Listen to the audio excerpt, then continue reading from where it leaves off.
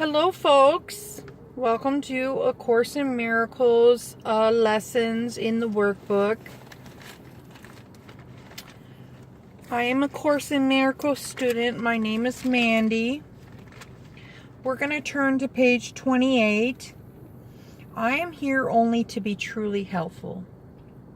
I am here to represent Him who sent me.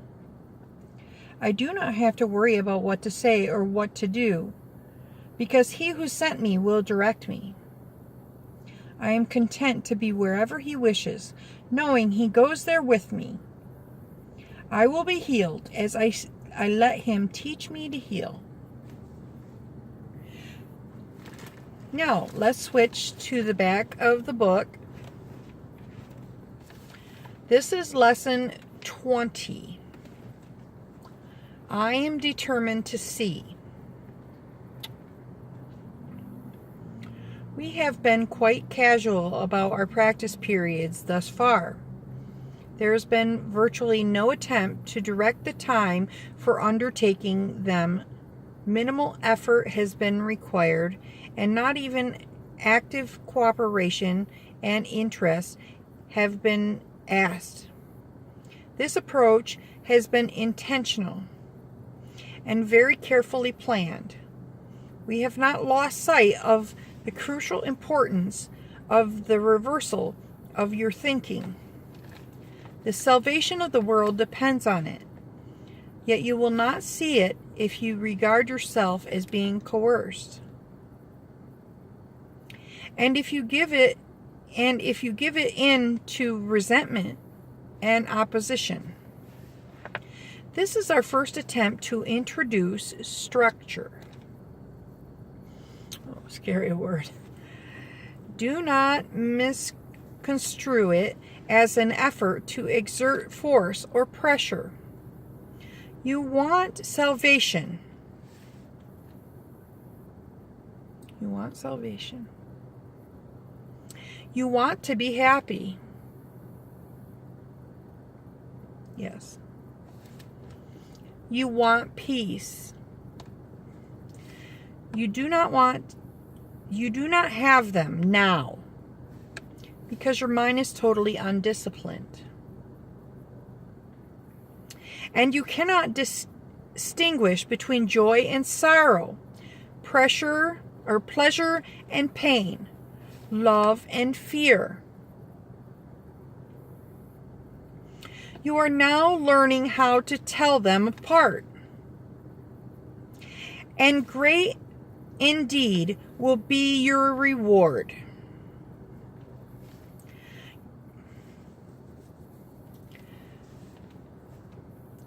You're probably going, wait, I know the difference between pleasure and pain.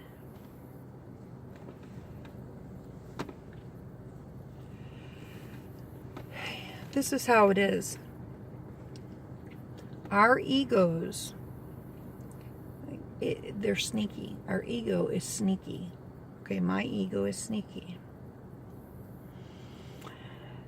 When it wants to kill, and it's projecting, and it's going to kill you outside of, it may not act, and we have fooled ourselves not to think. It's hiding the idea that it really wants to kill you. Okay? People are like, oh, Hitler was so terrible, he actually killed people. Every time we attack a brother, we want to kill them. Every time. Just our ego, my ego, wants to kill. Okay? It only wants to get what's good for it. And it wants you to die in hell. Okay? So, that it takes pleasure when you suffer. This can kind of show up like when you're a little kid. Okay, remember, little kids have egos too. They don't just turn up with egos one day. They're born with egos. I know everybody's like, oh, babies are innocent. And then they get older. Terrible twos, right? But you notice when one kid is getting yelled at, the other one's going, somebody must win and somebody must lose. Okay? He might not be actively showing on the outside, but in his mind, he's going, yeah, you're so wrong and I am so right. Okay? Now, let's flip that around to us. When things are going good for us and things are going bad for somebody else, you know what I mean? Our egos are going, yes, I am so good. I am so right. And you are so wrong. Okay? When we get angry at somebody, when we see somebody that's suffering, our egos are secretly saying, oh, good. Oh, good. Okay? And we have this hidden. It's unconscious. That's why it's called unconscious guilt.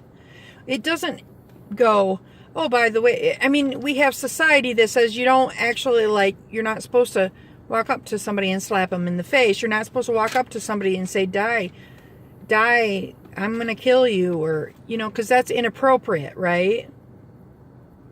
But secretly underneath the surface is all this. It's like we see this little tip of the iceberg, like, the Titanic only saw the tip of the iceberg, and there's this big gigantic mountain underneath. So let's go on. Your decision to see it all that vision requires. Your decision to see is all vision requires. What you want is yours. Do not mistake the little effort that is asked of you for an trivial that our goal is of little worth. Can the salvation of the world be a trivial purpose?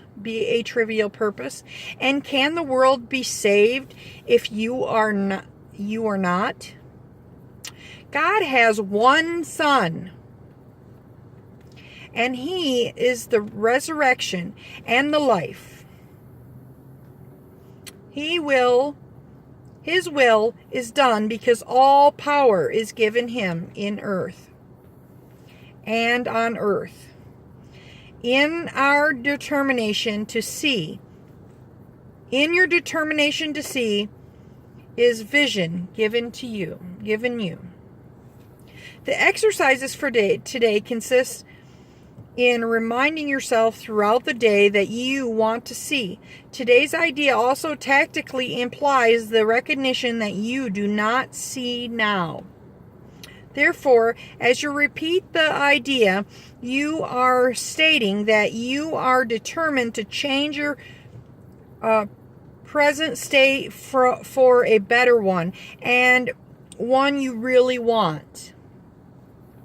Repeat today's idea slowly and positively at least twice an hour today, attempting to do so every half hour. Do not be distressed if you forget to do so, but make a real effort to remember. The extra repetition should be applied to any situation, person, or event that upsets you. You can see them differently, and you will. What you desire, you will see. Such is the real law of cause and effect as it operates in the world. Okay. So, I kind of talked a lot about the middle of this lesson. But today, one of the things I've been thinking about is, and I've said this before, I feel like A Course in Miracles is not for everybody, and I feel like this is kind of a harder path. And some people, some teachers, of A Course in Miracles believe in telling their students to create a better reality here on earth.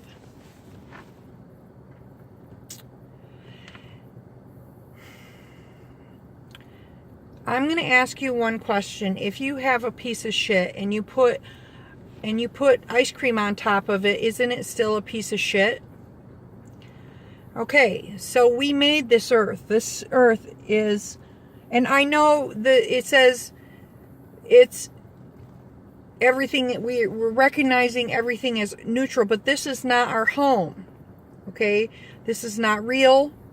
It's still not real. It doesn't matter how much you put ice cream on top of it. It's not ours. And I'm miserable here. I want to go home. I really liked when it said, what did it say? I said it earlier. Let me see. I want peace. I want peace instead of this. Okay? And when you are looking at things, if you just deny that and say, well, whatever. Okay, whatever. And don't look at that and say, and change your mind about that with the Holy Spirit. If you just say,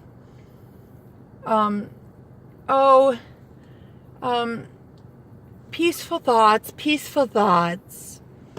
and you just try to be happy, and you try to deny how you feel instead of facing it with the Holy Spirit and try to change your mind, that's where you're going to trip up.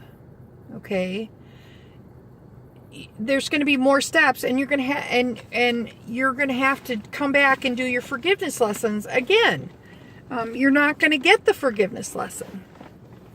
Because what we are here on earth for is our forgiveness lessons. We're here to learn. The whole world is a classroom, and we're here to learn from it. Not to make it look pretty. I've heard teachers say beautiful things that I didn't really quite understand because they were just... And the gist I think I got out of it was they were trying to say, make this world more beautiful. This world isn't real and it's not our home. We want to go home. I want to go home. I don't know about you. I am done living here. I deserve so much better. This body, it's not mine. These eyes, everything. This is all something I made up. I made it up.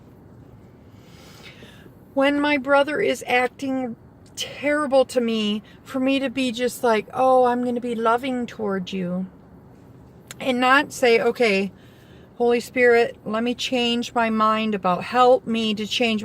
Please, I have made my own mind up about this guy already. I decided that he's a piece of shit and he needs to burn in hell. But now I'm miserable because I believed that, so I'm going to change my mind. Holy Spirit, please take this from me. Holy Spirit, please change the way I think. Okay? That is the beginning of doing a forgiveness lesson. We also have to see, not only do we have to see them as a sinless Son of God, equal, sharing our mind, the mind of God, sharing the mind of God equally with us. But we also have to see ourselves as an equal Son of God. All of it. All right. So this is getting long. I appreciate you tuning in. Thank you. Thank you. And I will come back at you. Like, comment, share, subscribe. But really, just keep on going. Keep on trucking. All right? Thank you.